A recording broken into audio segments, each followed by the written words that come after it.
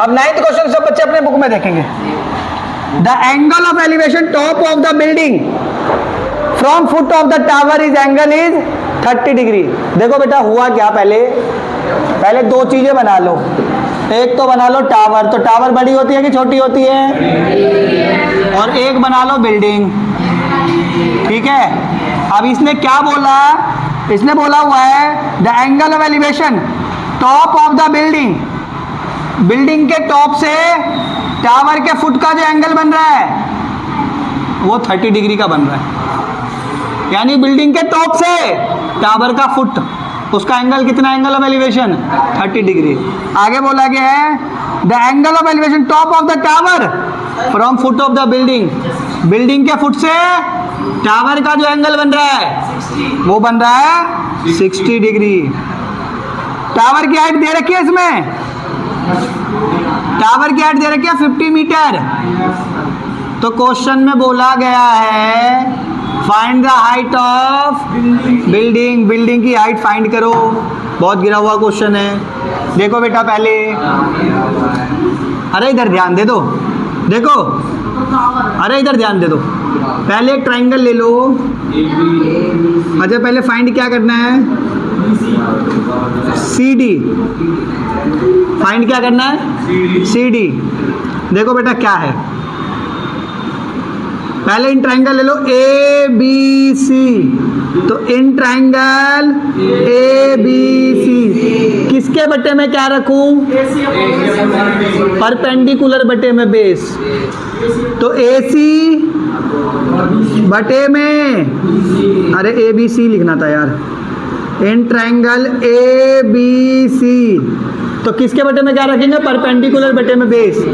तो परपेंडिकुलर है AB और बेस है, तो परपेंडिकुलर बटे में बेस क्या होता है 10, और एंगल कितना 60।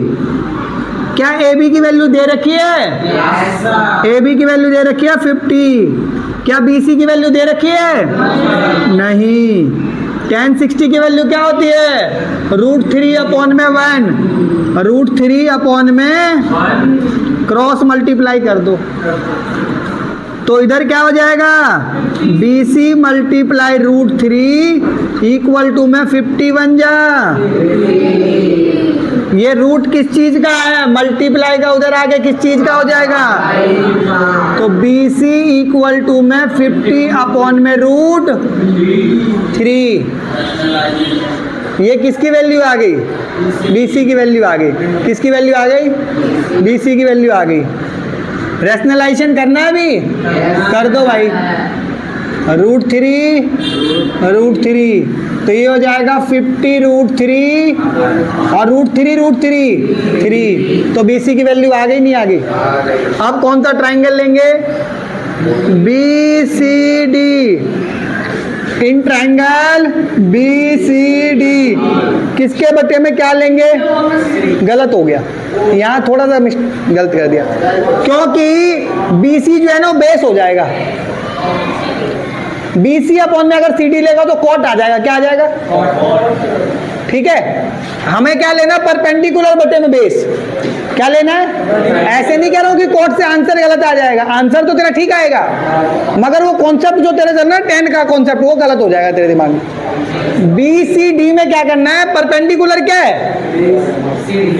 परपेंडिकुलर क्या है CD, और बेस क्या है BC। इतनी बात समझ आ गई, इतनी बात समझ आ गई कि नहीं आ गई। मैंने ट्राइंगल लिया BCD, अरे इधर ध्यान दो, ट्राइंगल लिया BCD, तो यहां लिया परपेंडिकुलर क्या है CD और बेस क्या है BC। तो देखो CD बटे में यानी क्या आ जाएगा 10 कितना 30 डिग्री। जब मैं कराऊंगा और ये क्वेश्चन चैप्टर करा दिए उसके बाद जो टेस्ट लूँगा और टेस्ट में नंबर नहीं आएंगे ना, फिर बहुत एक्शन होगा। जैसे कर्मचारियों के ऊपर एक्शन नहीं हो जाता कोई बार कि भाई फ्लाइंग आ गई तो भागने लग जाते पढ़ाने के लिए टीचर भी, तो वही तुम्हारे साथ भी हो जाएगा। तो इसलिए ध्यान दे दो यहाँ पे। CD की वैल्यू तुम्हें पता है नहीं तो CD को CD लग, BC की वैल्यू पता बाद में रखेंगे तो BC की BC रख लो। tan 30 की वैल्यू क्या होती है 1 अपॉन में रूट को क्रॉस मल्टीप्लाई कर दो, BC को 1 से मल्टीप्लाई करेंगे तो BC और CD इधर क्या हो जाएगा CD मल्टीप्लाई √3, CD मल्टीप्लाई अभी नहीं, अभी पहले BC की वैल्यू जो है ना वो रखो यहाँ पे। इधर देखो BC की वैल्यू क्या है 50√3 अपॉन में 3, ये किस चीज का है मल्टीप्लाई का, इधर आगे किस चीज का हो जाएगा, इधर क्या बचेगा √3 से √3 क्या बचा, क्या आ गई, डिवाइड करना आता है तुम्हें, 50 को डिवाइड कर दो 3 से, 3 बन जा, बचा 2, इधर आए 0, 3 6 जा